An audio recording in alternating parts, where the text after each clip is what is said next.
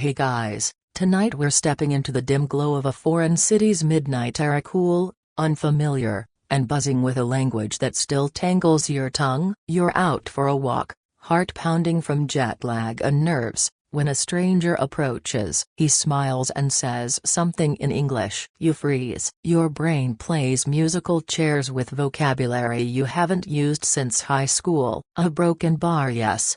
You reply, hopefully. That moment, that's the real first step. And yes, you probably won't survive this with your dignity fully intact. So, before you get comfortable, take a moment to like the video and subscribe, but only if you genuinely enjoy what I do here. And hey, tell me in the comments where you're listening from and what time it is. I always love seeing our little global sleepover light up. Now, dim the lights, maybe turn on a fan for that soft background hum, and let's ease into tonight's journey together. You're still standing there, half smiling at this stranger whose question you didn't understand. Your palms are sweaty. He is still waiting, and you blurt out the only sentence you remember from your English workbook. My name is a broken bar book. Oh, number. He tilts his head. You both laugh. Ice broken. Welcome to your first real English conversation, and not in a classroom, but in the wild, raw, clumsy, unscripted. You're not translating in your head anymore. You're panicking, but you're trying. And that's where fluency is born, and not from perfection,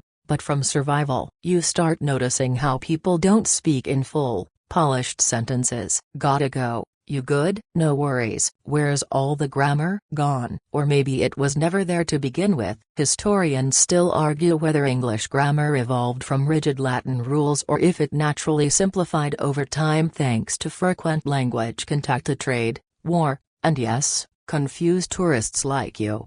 You remember that fact from some dusty article. English absorbed thousands of French words after the Norman conquest. Makes sense. Your current sentence is 80% guesswork and 20% borrowed vocabulary. Like a Frankenstein's monster of syntax. It's Olivia but barely. A local dog barks. You point. Dog? The man nods. Yeah, dog. It feels like winning a mini spelling bee. And here's the strange, exhilarating part. Do you feel proud? Embarrassed? Yes, but proud. Because instead of hiding behind Google Translate, you stepped up, you spoke. It wasn't pretty, it didn't even make total sense, but you were heard, understood, even. You wander back to your tiny rented room later, cheeks still warm, replaying the conversation in your head. You lie in bed and whisper the words again. Dog. Yes, my name is Book. You chuckle. You're definitely putting that one in your memory hall of fame. Then you remember a quirky historical tidbit you once heard.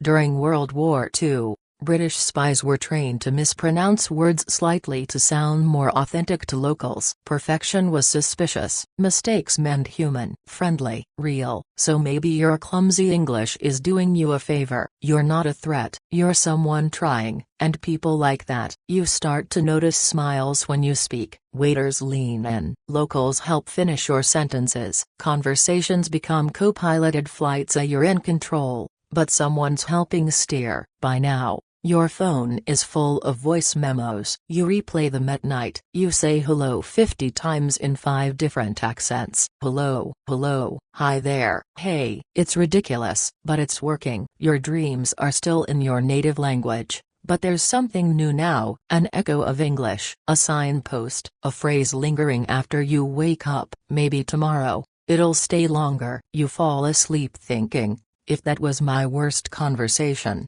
I can only get better from here. The fluorescent lights above you hum, a dull buzz you barely notice over the pounding of your own heart. You're standing in line at a supermarket, clutching a loaf of bread and a container of yogurt like they're life preservers. The line creeps forward, and your brain's doing something awful. It's trying to predict what the cashier might say. Will it be, do you want a bag?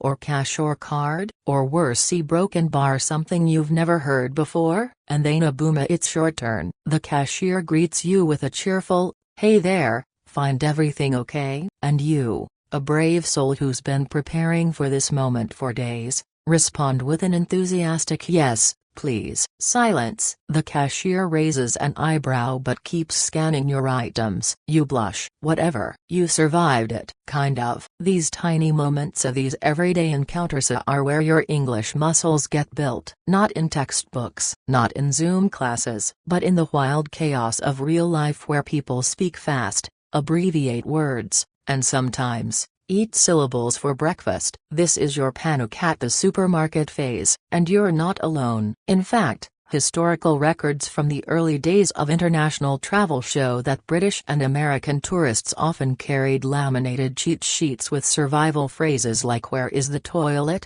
or "No onions, please." A few even had their own phonetic systems written out atween you for tuna. Pioneers, all of them. You start building your own toolkit. I don't understand. One more time, please. How much? These aren't glamorous phrases, but they're your lifeline. What's wild is how powerful they are. Like keys. You unlock understanding. You start guessing meanings from context. You become a detective in a mystery novel, eyes scanning for clues in gestures, tone, facial expressions. You learn that you good?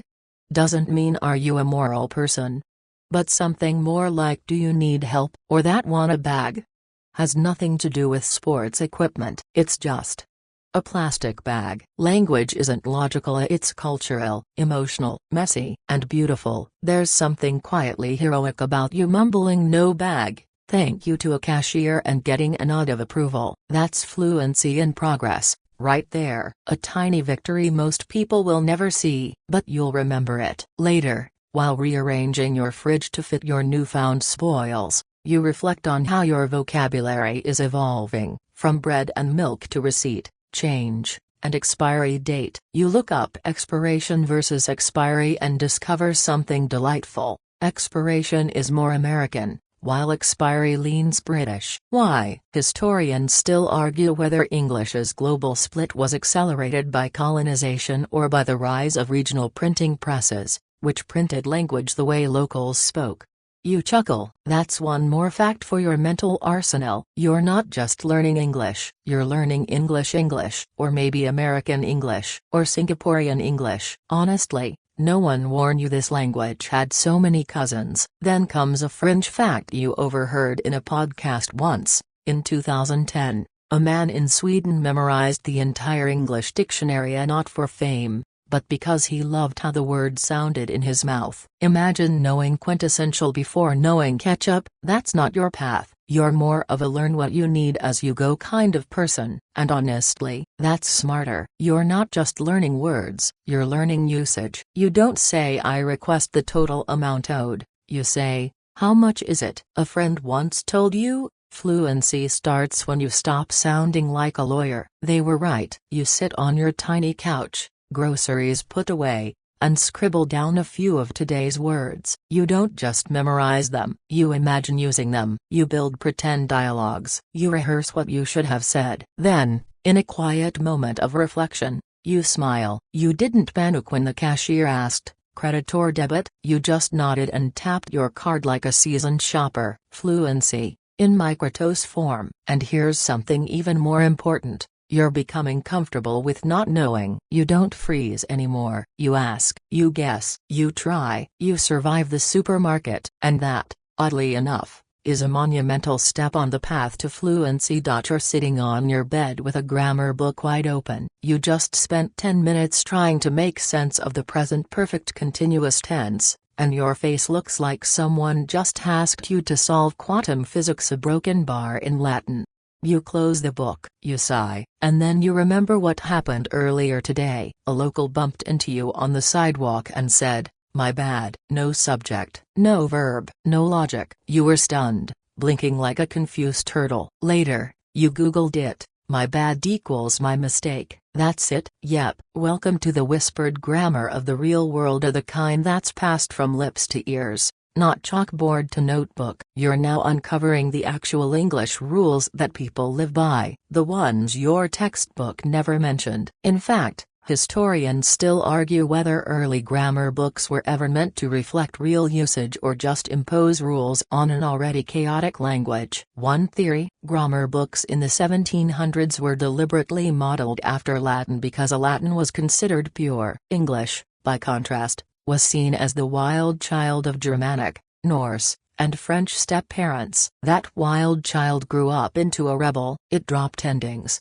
squished verbs, and started using like as punctuation. And now here you are, trying to catch up. You notice things, like how nobody says, "I shall go." They say, "I'm gonna." You see should've spelled I should've on Instagram. You cringe. But you also kind of get it now. The more real conversations you hear, the more you realize that grammar isn't broken in daily speech, it's flexible. People bend it to sound natural, smooth, human. You once heard two teens talking. Teen 1, "You done?" Teen 2, "Almost." Chill. Zero grammar, maximum understanding. And then there are phrases that feel like grammar but aren't. Lemme, gimme, dunno, ain't. The street-smart siblings of textbook English. Your brain, trained for rules, resists them. But your ears, they're loving this chaos. You experiment. You start saying "I'm good" instead of "I am fine." You drop "do" from your questions. You want coffee? It feels like breaking the law, but somehow, it works. Then one day, you say coulda out loud. Not because you're trying to sound cool, but because it slips out naturally. And that's when it hits you. Real grammar is spoken. It's alive. It breathes. It evolves. It's not a set of commandments, it's a toolbox. You don't need every tool every time. You just need the right one for the job. A quirky fact for your collection: Shakespeare used double negatives all the time. Yeah, I cannot go no further, and no one blinked. In fact, double negatives were considered emphatic. Now, your grammar checker would throw a fit. Language rules aren't fixed, they drift. You start noticing sentence rhythm, word stress, how some people drop the T in water while others double it. And suddenly, grammar feels less like math and more like music. You realize there's spoken grammar and written grammar, and they are not twins, maybe not even siblings. In speech, people start with "so" broken bar or "and" with "right." In writing,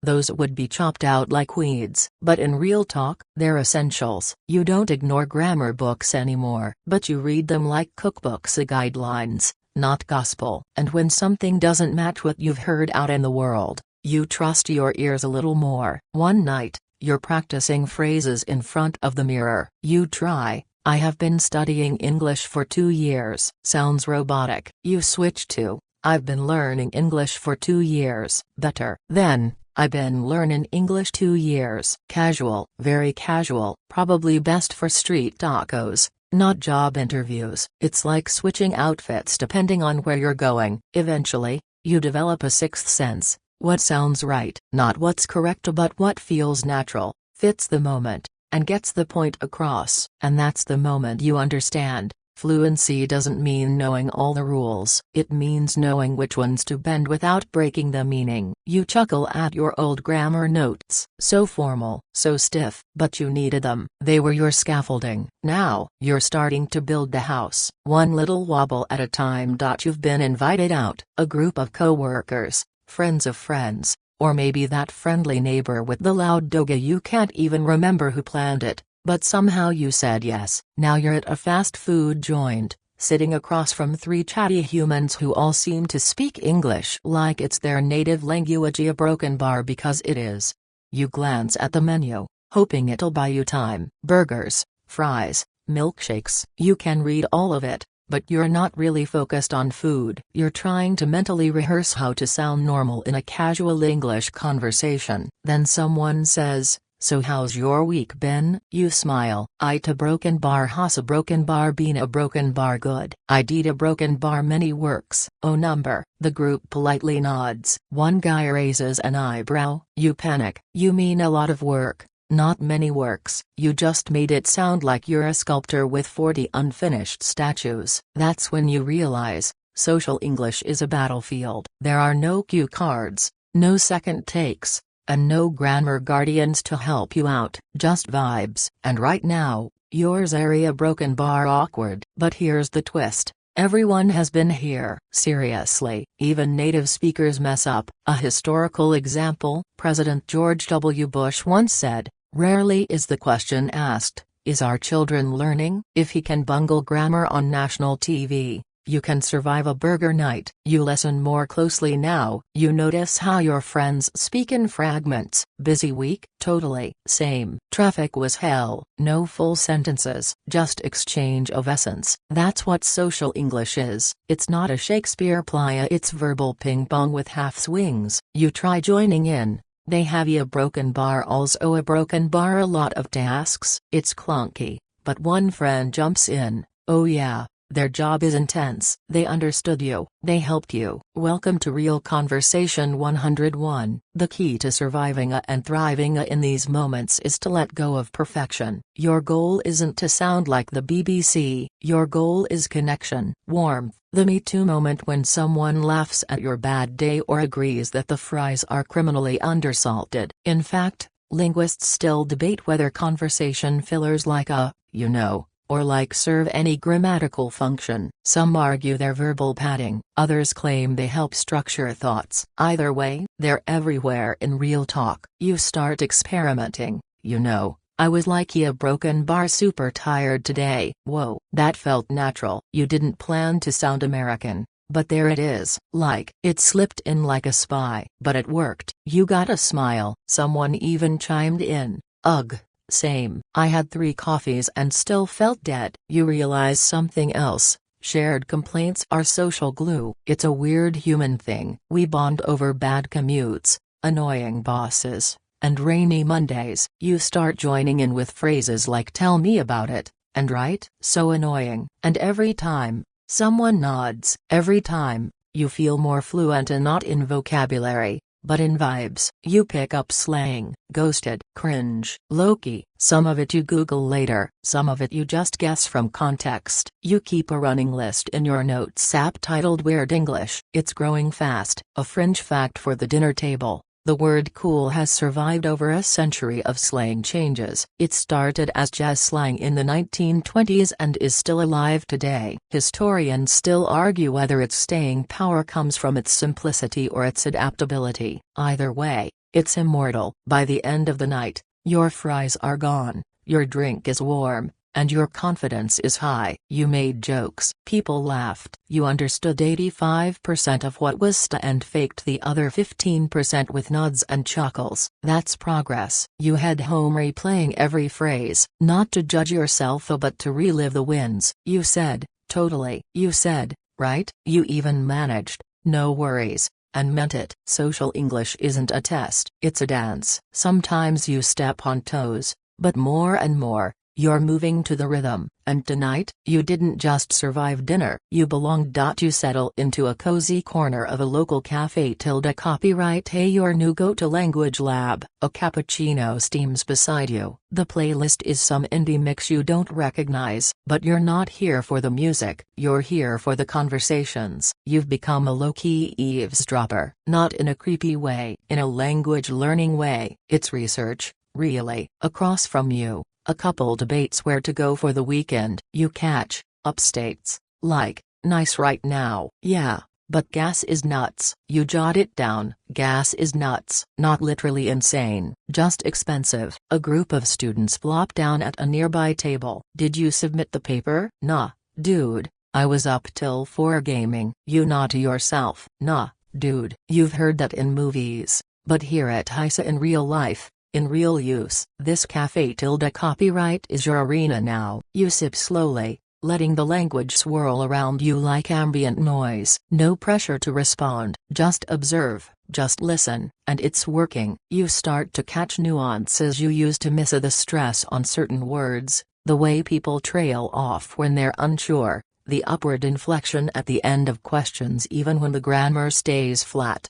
Your ear is waking up. Linguists call this language immersion. The idea is simple: the more you hear, the more your brain adapts. But here's a historical side note you'll love. Back in the 1800s, Some language teachers believed students should never hear the foreign language until they mastered grammar on paper. No speaking, no listening, just drills. Historians still argue whether that method worked or traumatized an entire generation. You, thankfully, are going the opposite route. You're soaking it all in. And yes, it's messy. People talk over each other, there are no subtitles, but your brain is starting to guess meanings in real time. That moment when someone says I've been meaning to a broken bar and you realize it implies unfinished intention? That's gold. You didn't memorize it, you felt it. Even better, you start catching phrases you've only read online. No cap. It is what it is. That's on you. You'd seen them in memes and now they're echoing in the air like verbal graffiti. Here's a quirky fact for your language arsenal.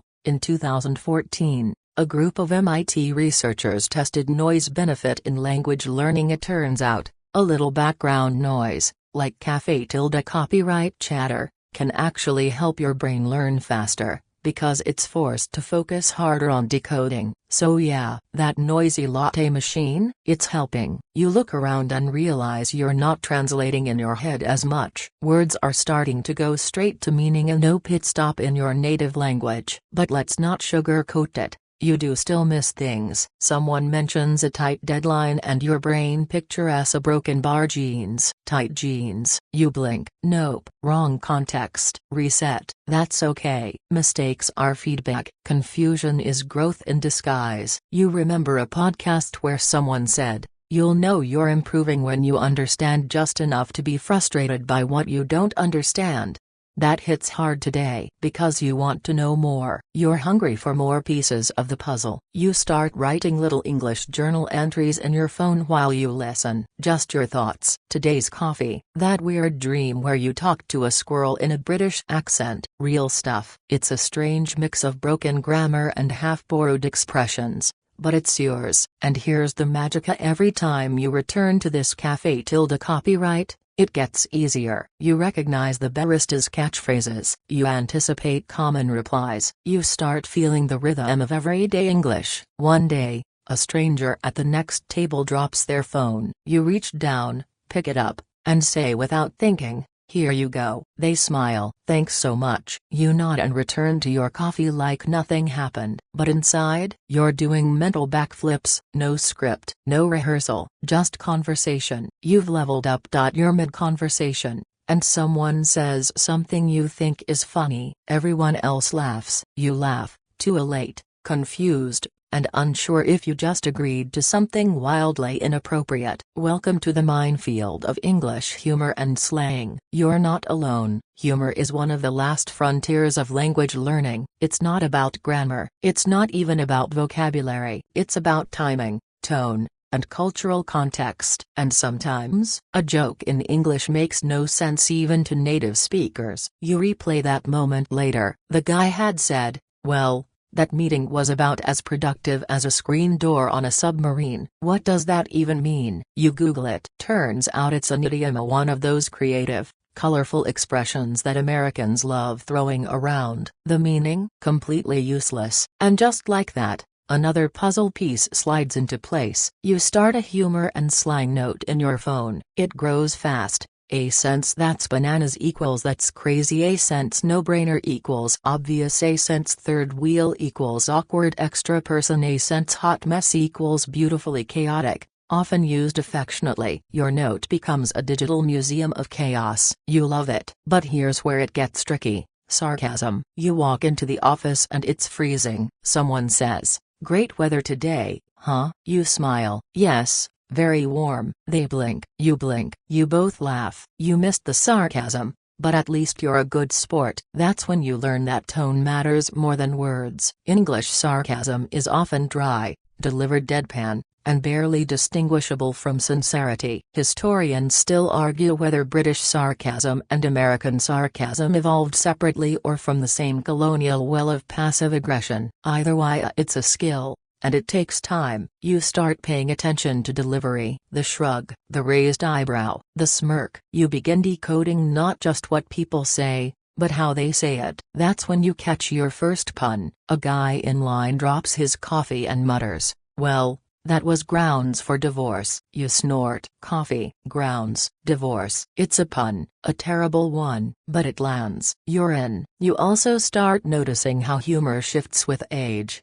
region, and subculture. Teens say things are sus. Boomers say nifty. Office workers live on a diet of sarcastic memes. And dads? Oh, the dad jokes. What's brown and sticky? A stick. You groan. You smile. You're learning. A quirky historical tidbit. In Elizabethan England, puns and wordplay were considered high art. Shakespeare packed his plays with double meanings. To modern ears, many sound cheesy, but back then, they were elite humor. So yes, your co-worker's pun about staplers might have made Shakespeare proud. You test the waters with a joke. Someone says, "I'm hungry." You reply, "Hi hungry, I'm," your name. They laugh. Genuinely. Achievement unlocked. You told your first joke in English. And that's not just a language milestone, it's a social one, because humor equals connection. Laughter is a shortcut to bonding. It softens accents, closes grammar gaps, and says, "Hey, I belong here." One afternoon, you watch a stand-up comedy special and no subtitles. You catch 40% of the jokes. You laugh 30% of the time. And even when you don't get the punchline, you get the rhythm, the pauses, the crowd's reaction. It's a symphony of timing and tone. Later that night, you think about how far you've come. You remember the first time someone laughed at something you didn't intend to be funny. Ouch. Now, they laugh with you. You're becoming fluent in more than words, so you're fluent in tone. You're learning when to joke, when to listen, when to nod, and when to say, "Dude, that's wild." And even when you mess up, especially when you mess up, it becomes part of the fun. Because humor forgives, humor invites, humor teaches. So the next time someone drops a pun, don't run. Roll your eyes, laugh anyway, and then fire one back. You're standing at a party or maybe a bus stop, or possibly in the elevator with someone from your building, and the silence is stretching, long, awkward, heavy like wet laundry. You know what comes next. The dreaded small talk. Someone glances your way and drops the classic, "So broken bar crazy weather, huh?" Boom. The most underestimated superpower of the English language has entered the chat. Small talk, the magical filler that makes silence less terrifying and people less distant. You smile and respond, "Yeah, really hot today." The other person nods. You both grin like you just defused a bomb. And just like that, you've won the moment. Small talk gets a bad reputation, but don't let that fool you. It's the social grease that keeps everyday conversations running smoothly. Mastering just 2 or 3 lines of small talk can make you feel fluent in places where deeper conversations would be impossible. Even better, there are patterns. "How's it going?" "Not too bad." "You?" "Same old, same old." It's like a dance routine. You learn the steps, and suddenly you're not just standing there, you're participating. Fun historical detour. The term small talk first popped up in the 18th century, referring to polite chatter. Historians still argue whether it was ever meant to be meaningful, or if it was just a way to avoid fights during tea. Either way, it stuck. You notice it's everywhere: in line at the grocery store, while waiting for the bus, at the office kitchen. It's a code, a signal. I'm friendly, I'm safe. Let's be mildly human for the next 2 minutes. You build your toolkit. A sense weather, safe bet. A sense weekend plans, classic. A sense busy today, always effective. A sense dogs. People love talking about dogs. And here's the beauty: you don't have to be clever or original. You just have to reply, "Oh, tell me about it." Right? "I thought it'd never stop raining." "Yeah, I'm so ready for the weekend." These are your power phrases now. They're soft landings for strangers, training wheels for fluency. Eventually,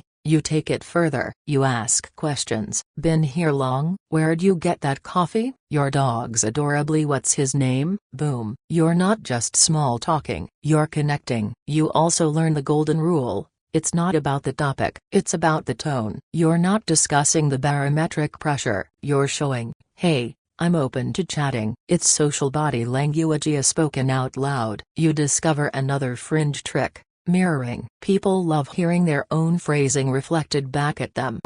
Ugh, Mondays are brutal. You Totally. Mondays are the worst. Instant rapport. You test your skills in different settings. At work, how's your morning going? Pretty chill, actually. You? Same. Just surviving. At the park, beautiful day, huh? Gorgeous. Finally some sun. On the phone with a delivery guy. Busy day? Man, don't even get me started. Nailed it. You also learn when not to small talk, like when someone's got headphones in or gives a one-word answer. You get it. Not everyone's in the mood for verbal appetizers, and that's okay. You're becoming socially fluent. That's a whole new level of fluency. It's not about perfect grammar, it's about reading the room and adjusting accordingly. You remember a quirky little fact: in some cultures, silence is golden. In Japan, long pauses in conversation are considered respectful. In the US, silence is usually filled with,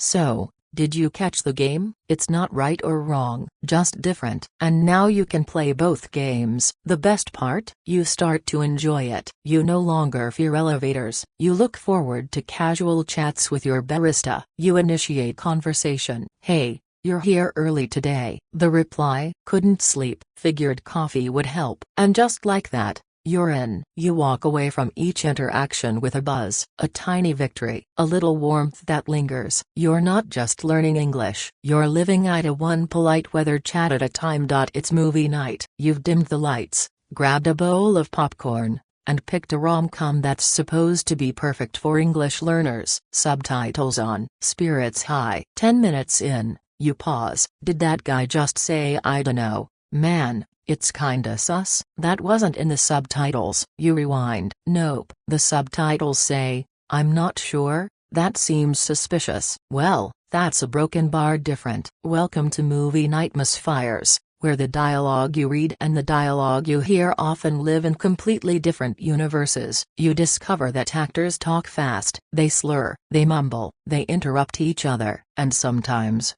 they just a broken bar don't follow the script. That polished line on your screen? It was improvised on the spot. Like Robert Downey Jr. in Iron Man, half his lines weren't even written. He just winged it. A little Hollywood chaos for authenticity. Historians still argue whether early cinema helped or hurt language learners. On one hand, movies expose you to real-world accents. On the other, subtitles often lie. But you're committed. You start watching with both subtitles and audio. Then you turn off the subtitles halfway through. You rewind. You test your ear. You feel your brain scrambling, stretching, adapting. It's exhausting, and it's amazing. You realize certain actors are easier to understand. Tom Hanks, clear. Keanu Reeves, steady. But then there's the British invasion. A Benedict Cumberbatch's voice hits your ears like a fast-moving train through a fog of syllables.